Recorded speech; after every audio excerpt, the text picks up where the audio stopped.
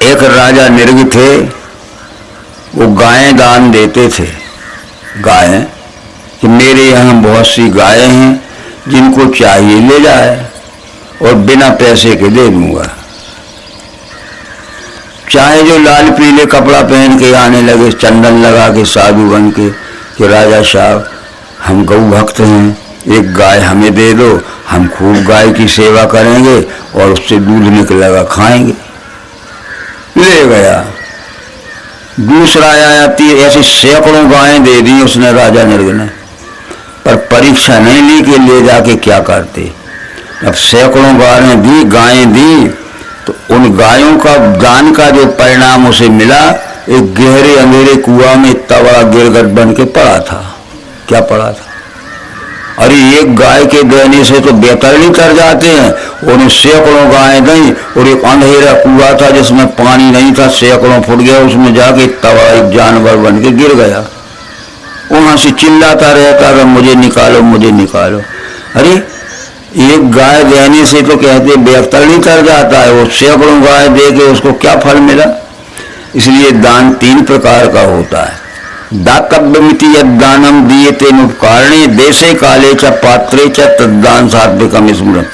कर्तव्य जान के पार्थ फलासा भाव त्याग के यथा शास्त्र सुपात्रों को देना वो दान सात्विकी। जब दान देने का अधिकार हमें है, इनमें लेने का अधिकारी कौन है हमें परख लेना चाहिए। वे नकली बन के आ गए थे साधु, वैसे कसाई थे। इधर तो पीला कपड़ा पहन के आ गए, चंदन लगा के आ गए, माला पहन के आ गए और ले गए, वहां काट लिए। उनकी देखा देखी दूसरा आया, तीखा देखी तीसरा आया, सैकड़ों गायें दान दी, नरक में पड़ा था। तो इसलिए ये कहते हैं कि कर्तव्य जान के पार्थ फलासा भाव त्याग के यथा शास्त्र सुपात्रों को, सुपात्र को दान देना चाहिए। दान देने का अधिकार तो हमें है कि ये वस्तु हमारी है, ये वस्तु हमारी है। जो वस्तु हमने चोरी से नहीं लाए हैं, रिश्वत से नहीं लाए हैं, हमने खुद ईमानदारी से कमाई है, तो अपने अधिकार की कमाई हुई वस्तु का दान देने का अधिकार हमें तो है कि नहीं। तो इसके पहले परख लेना चाहिए कि लेने का अधिकारी कौन है। हमने परखा नहीं तो क्या है, शांति देने वाले को भी नरक में जाना पड़ेगा। क्योंकि गाय तो तुमने दान में दी सैकड़ों और कसाईयों ने काट काट के दी, तो कितना पाप लगा उसको सैकड़ों गायों की गौवध का। तो वो पड़ा था 100 फुट गहरे में, जानवर चिल्ला रहा था। हजारों महात्मा आए कि मुझे निकाल ले, निकाल ले। बोले इतना वजनदार था कि वो निकला ही नहीं। अब श्री कृष्ण निकले थे उस रास्ता से, इसमें लिखा है, वो चिल्ला रहा था, कृष्ण ने उसको खींच लिया, उठा ले, आ गया ऊपर और हो गया राजा निर्ग। बताओ, तो हमारे मन में जो हमने बुरे काम किए उनके अनेक अंधविश्वास भरे हैं, सैकड़ों अंधविश्वास भरे हैं, कुरीतियां, रूढ़वाद, अनेक प्रकार। ये समझाने वाले आते हैं, हमें नहीं समझा पाए। जब कृष्ण के ज्ञान को समझने वाला तत्वदर्शी आया तो समझा दिया और निकाल लिया हमें भ्रम रूपी कुएं से, और अब हम निर्भ्रम हो गए। हम सच्चा पहचानेंगे और सच्चा दान देंगे, बस सत्य ही लेना। तो ये सब बातें आप ज्यादा समझते जाइए। अब भागवत के 10वें स्कंद की 84 अध्याय में लिखा है, कृष्ण जी के पिता ने बहुत बड़ा यज्ञ किया था। उसका शीर्षक है वसुदेव का यज्ञ महोत्सव। और एक कृष्ण के पिताजी ने एक बहुत बड़ा यज्ञ किया था। उसमें लिखा है 10वें स्कंद के 84 अध्याय में कि बहुत बड़ा यज्ञ किया था। हजारों महात्मा, हजारों राजा और हजारों प्रजा बुलाई थी, जैसे आए थे, यहीं खाओ खूब रहो और ये यज्ञ में भाग लो।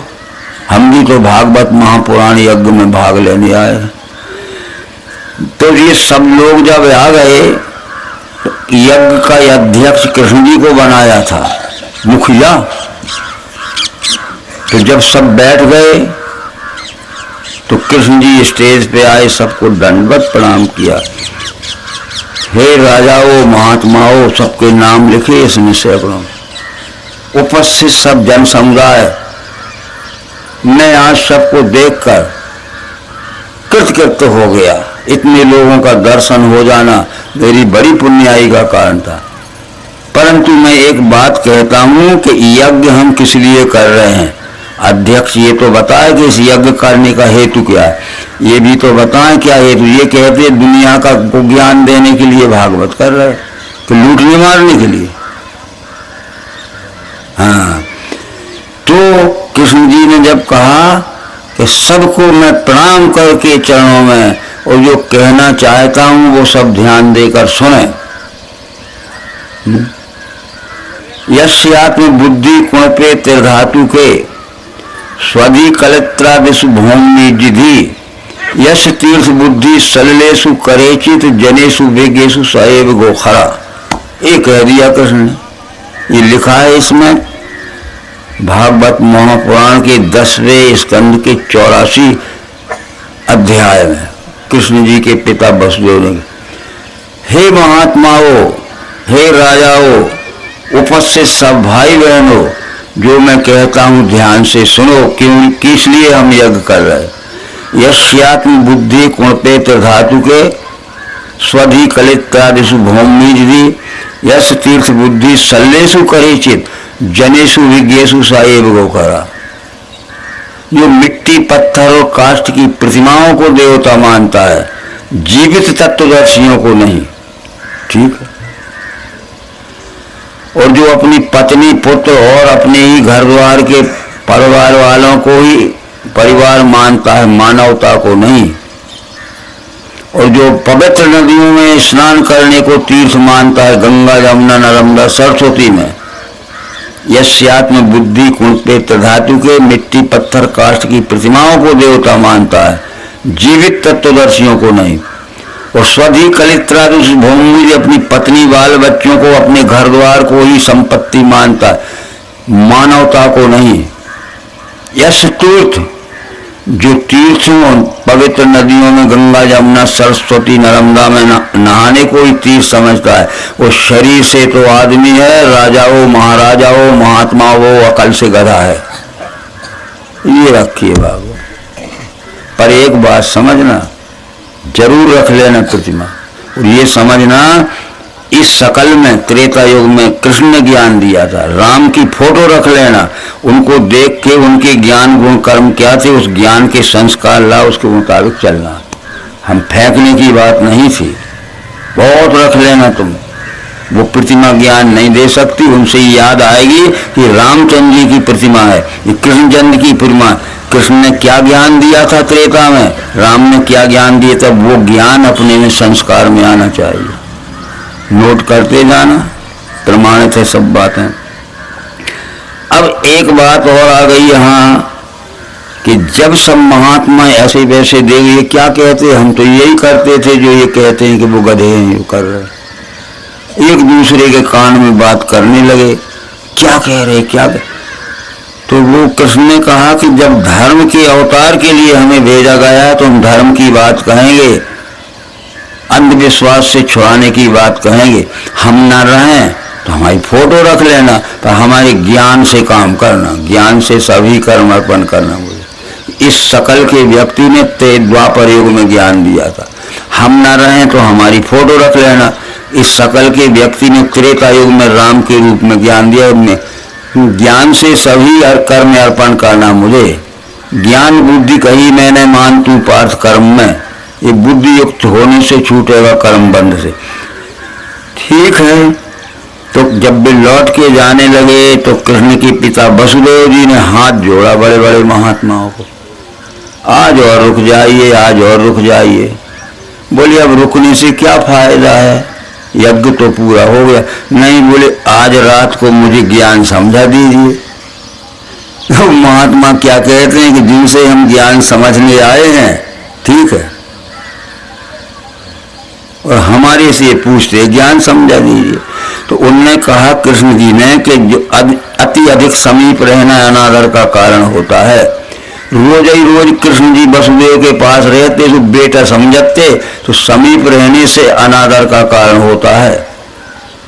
और दूर के ढोल सुहावने होते हैं, क्यों भाई। ऐसा गाते हो ना। तो ऐसे ज्ञान देने वाले आप कृष्ण जी क्या कहते हैं कि वो महात्मा लोग जब वसुदेव जी ने रोका कि हमें ज्ञान तो दे दो, तो वो क्या कहते हैं कि हम तो कृष्ण से ज्ञान सीखने आए थे, तो आपने क्यों नहीं सीखा? इसलिए कि कृष्ण आपके घर में पैदा हुआ है और रोज रोज रहता है, तो पास में रहना अनादर का कारण होता है, वो ये तुम्हारे आदर का कारण। ये समझा के महात्माओं ने कहा कि उन्हीं से समझो, उन पर श्रद्धा करो, अपना बेटा समझ के अनादर मत करना। तो ऐसा होता है। ये 85 अध्याय में वसुदेव जी को ज्ञान का पूछा था और वसुदेव जी को ये महात्माओं ने कहा उन्हीं से पूछो, वो ही है ज्ञान के भंडार, हम तो सीखने सुनने आए थे। इसके बाद वो झगड़ा मचा रहा जब शिशुपाल से रुक्मणी शादी नहीं कराना चाहती थी और उनके पिता रुक्मीपाद ने और रुक्मी ने, बड़े भैया ने जबरदस्ती रिश्ता जोड़ दिया, पक्का कर दिया। हो गया, कुछ कर देते ना, अपन संस्कार क्या करते, आप कुछ दे आते हो बेटी को बेटा। फिर रुक्मणी ने कहा कि मैं तो नहीं कराऊंगी, अगर शिशुपाल से शादी होगी तो उसके पहले आत्महत्या कर लूँ। पर कोई नहीं दिखा। कृष्ण से प्रार्थना की, वो अब कल सोचेंगे कि मुझे दुनिया में बचाने वाला कोई नहीं दिखता कि रुक्मपाद और रुक्मी ये दिग्विजयी योद्धा हैं, यानी बड़े भारी राजा, इनके पास हजारों फौज है, कौन इनसे मरने आएगा? हाँ, आप मुझे युक्ति से बचा सकते हो, मैं निवेदन करती हूँ। तो बचाने के लिए आए थे कृष्ण जी बलराम जी के साथ और बचा के ले गए थे, वो सब सुना होगा कल आपने। पर जब रुक्मणी को कृष्ण जी ले गए तो पास में बैठाल के कहा कि रुक्मणी, तुम्हारी इच्छा की पूर्ति मैंने कर दी, शिशुपाल से बचा लिया। और शिशुपाल ने तो कोशिश की होगी, पर पकड़ के बांध लिया था रथ में और कहीं छोड़ दिया था उसको। अब ये बात थी, रुक्मी को भी बांध लिया था उसको, ये दूल्हा बन के तो आया था शिशुपाल, और वो साला था रुक्मी, जो उसका रुक्मणी का बड़ा भाई था। बड़ी बुरी दुर्दशा कर दी थी। तो शिशुपाल वो बैर रखे था मन में, बैर जानते हो? तो जब ये यज्ञ किया था, राजसूय यज्ञ पांडवों ने, तो सब में बुलाया था, शिशुपाल भी आया था। यज्ञ का अध्यक्ष किसको बनाया जाए? युधिष्ठिर के भाई सहदेव ने कहा कि यज्ञ का अध्यक्ष श्री कृष्ण को बनाया जाए। शिशुपाल सभा में बैठा था, वो उठ के खड़ा हुआ कि इतनी बड़ी सभा में कोई योग्य पुरुष नहीं दिखता है, अयोग्य को काय को अध्यक्ष बनाते? इतनी बड़ी सभा में कोई योग्य व्यक्ति नहीं है कि ये बलहीन है, कुलहीन है, योग्यताहीन है, अज्ञानी है, इसको यज्ञ अध्यक्ष क्यों बनाते हो? तो पितामह भीष्म ने समर्थन किया था कि वही यज्ञ का अध्यक्ष बनने योग्य कर। तो वो नाराज हो गया, तुम भी बुढ़े बन के बड़ी बड़ी बातें करते हो बिना सोचे समझे। शिशुपाल का काम ही बना रहेगा, मैं खुद ही यज्ञ अध्यक्ष नहीं होता, जिसको चाहो चुन लो, शांत होके बैठ जाओ। जब दोनों पक्ष पांडव और कौरव शांत होके बैठ गए तो कृष्ण जी उठे कि आज मैं शिशुपाल को मार रहा हूं और पांडवों पक्ष का कोई भी सूरवीर बचाने की कोशिश न करे और कौरव पक्ष का भी कोई भी सूरवीर बचाने की कोशिश न करे। आज मैं शिशुपाल को मार रहा हूं, पांडवों के पक्ष का अर्जुन भी क्यों न हो, कोई भी हो, या तो कौरव पक्ष का कोई भी बचाने के, और शिशुपाल को बचाने की जो कोशिश करेगा मेरे हाथ से मारा जाएगा, चाहे पांडव चाहे कौरव। बैठे रहे, कृष्ण ने उठा के मार दिया और शिशुपाल का सिर गिर गया। लो, अरे यज्ञ बिगड़ गया, चिल्लाने लगे लोग, बताओ कितनी बड़ी यज्ञ में हत्या हो। कृष्ण ने कहा यज्ञ का क्या बिगड़ गया, मर गया तो लाश ले जाओ और यज्ञ चालू रहने दो। ऐसे मौके पे क्यों मारा है आपने? बोले मौका था, इसलिए मारा कि मेरे 100 अपराध किए थे शिशुपाल ने, ऐसा पढ़ा होगा, पर मेरे किए थे, और 100 अपराध और भी कर लेता मेरे तो मैं सह लेता, पर भक्त भीष्म पितामह का अपराध किया है इसलिए मैंने मारा है। तो ये तात राम कर सहज स्वभाव, निज अपराध रिसाए न काऊ, जो अपराध भक्त कर कर ही राम रोष पावक। राम का और कृष्ण का सहज स्वभाव को उनके कितने ही अपराध कर ले वे गुस्सा नहीं होगा, पर भक्त का अपराध करोगे तो नहीं छिया सकते। इसलिए भीष्म भक्त का अपराध किया था, अपमान किया था, इसलिए मैंने वहां मेरे तो और सैकड़ों अपराध कर ले, तो भक्त का अपराध मैं नहीं सह सकता। सारी बातें थी, ये कथाएं लिखी हैं, तो शिवपाल का उद्धार हो गया। हो गया का उद्धार हो गया, खत्म हो गया। तो इस तरह से जरासंध भी आया था, वो जो जिसके डर से मथुरा से कृष्ण जी भाग गए थे द्वारका, अरे सबको बुलाए थे उनने, ये आपस में एक दूसरे के परस्पर रिश्तेदार थे, कोई दूर के रिश्तेदार थे, कोई सगे रिश्तेदार थे। तो जरासंध जब आया था तो उसने कुछ ऊंच नीच बातें की थी, इसने वो चला गया। अब ये निश्चय हो गया कि जरासंध को मारना है, और उससे जीतना कठिन है। तो फिर जरासंध यहीं था हस्तिनापुर में, भारत में बैठे द्वारका में। भीमसेन को और अर्जुन को कहा कि मारना है जरासंध को, तो तुम दोनों भाई बन जाओ पहलवान। अच्छा, पहलवान की पोशाक पहन, और मैं बन जाऊंगा पहलवानों का गुरु। चलेंगे जब शिशुपाल के राजमहल में जाएंगे दोपहरी को, तो वो ठहराएगा कि ये साधु है, ये मेरा छोटा शिष्य है पहलवान, और जो कुछ दुबला पतला है अर्जुन, ये मेरा बड़ा शिष्य है। ये पहलवानी जानते हैं और आपको निमंत्रण करने आए हैं कि आपसे पहलवानी करेंगे, कुश्ती। तो पहले हमारा छोटा शिष्य लड़ेगा, वो मोटा भीमसेन, और वो हार जाएगा। तो पहले वो मोटा, वो छोटा शिष्य कहा या मोटा है, और ये अर्जुन दुबला पतला था, ये बड़ा शिष्य। पहले छोटा शिष्य लड़ेगा, ये हार जाएगा तो दूसरा लड़ेगा, पर वो छोटा शिष्य कैसे हारेगा भीमसेन। बस हो गया, फिर कुश्ती लड़ी तो उसी चीर फाड़ डाला, मर गया। जरासंध का उद्धार हो गया। तो ये जरासंध का उद्धार हुआ। पौनई को श्री कृष्ण जी के यहाँ, श्री कृष्ण की कितनी रानियां थी? 8। उनके नाम बड़ी का था रुक्मणी, दूसरी का सत्यभामा, तीसरी का जाम्बती, चौथी का कालिंदी, 5वीं का मित्रविंदा, 6वीं का सत्या, और 7वीं का भद्रा, और 8वीं का लक्ष्मण। इसमें से 2 रानियां जी थी, सगी फुआ की लड़कियां थी। इसका नाम था भद्रा, वो मामा की पुत्र की पुत्री थी, और एक थी अवंती देश का राजा विंध्य, जो कल पढ़ाया था। तो अर्जुन, उसकी कृष्ण की फुआ का नाम था राधारी देवी, उसकी पुत्री थी। पर ये 2 फुआ की लड़कियों से शादी इसलिए हो गई थी कि उनके पिता भी दूसरे को नहीं देना चाहते, चुना के कृष्ण ही ठीक है। नंबर 4 की थी सत्या। सत्या की शादी जहां होने वाली थी वो उससे कराना नहीं चाहती थी, जैसे रुक्मणी भी शिशुपाल से नहीं कराना। तो ये भी उनमें से थी कि मैंने कृष्ण को ही पसंद किया, तो उसके माँ बाप ने कह दिया ठीक है।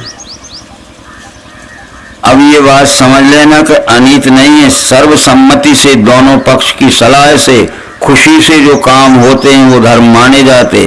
और किसी की छुड़ा के लाओ, ठग के लाओ, अपहरण करके लाओ, तो ये क्या होता है? पाप होता है। तो क्या गई थी कि द्रौपदी गई थी कृष्ण जी की यहाँ पौनाई को, तो 8 रानियां इकट्ठी बैठी। हम इनसे बात कर रहे, तुम चिंदी लपेट लो थोड़ी सी, क्या बड़ी बात। 8 रानियों से कहा कि ये तो इस समय ये हम चर्चा कर रहे हैं, इतना सा काम नहीं कर सकते, चिंदी लपेट लो।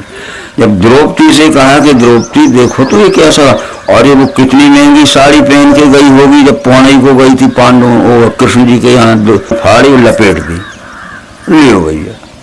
तो कृष्ण ने कहा कि जिस दिन तेरे पे मौका आएगा, इस छोटी सी चिंदी का कर्जा चुका दूंगा। अब दुशासन जब नंगी कर रहा था, साड़ी खींच रहा था, और वो खींच ही नहीं पाया, साड़ी कहते बढ़ती गई बढ़ती गई बढ़ती, और बढ़ती बढ़ती साड़ियाँ खींच तो जाती। इतने में वो चिल्लाने लगी कि अब यही देखते रहोगे कि जब जब थोड़ी सी रह गई एक गांठ निकल जाएगी और तुम आके यहाँ द्वारका भवन में ठहरे, द्वारका टापू में नहीं। जोर से चिल्लाई कि तुम्हारे देखते मेरी इज्जत चली जाएगी। तो कृष्ण ने आके दुशासन जो खींच रहा था जोर से, जल्दी जल्दी ना वो आ जाएगा तो काम बिगड़ जाएगा। कृष्ण दूर से कहा कि दुशासन खबरदार, अगर आगे हाथ बढ़ाया तेरा तो तेरा सिर कोट कट के धूल में लौटा। दुशासन ने लौटा, देखा लौट के तो आ गया, खून बरस रहा था यहाँ, उसके अपने आप हाथ सुकड़ गए और हाथ बढ़ता दुशासन का तो सिर कट जाता मरने से। अब हमने किंवदंती बनाई, इतनी बढ़ाई है भागवत हमने, जो 5,000 की थी 18,000 कि जब वो चिल्लाने के मेरी लाज बताओ, और साड़ियों पे सही, अहमदाबाद के 20 मिलों में एक साड़ी ना बची, बम्बई के मिलों में साड़ी नहीं, साड़ी को ढेर लगने लगे हैं। ये जोड़ी गई बातें हैं। वो तो क्या है कि जब ललकारा जोर से 100% गुस्सा से, खबरदार हाथ बढ़ाया गया तो सिर का ध्यान रखना, इस सिर कट के धूल में लौट जाएगा तेरा। उसने देखा तो आंखों में खून सुकड़ गए, नहीं तो कट जाता सिर। बस अब विवाद का बतंगा होता है।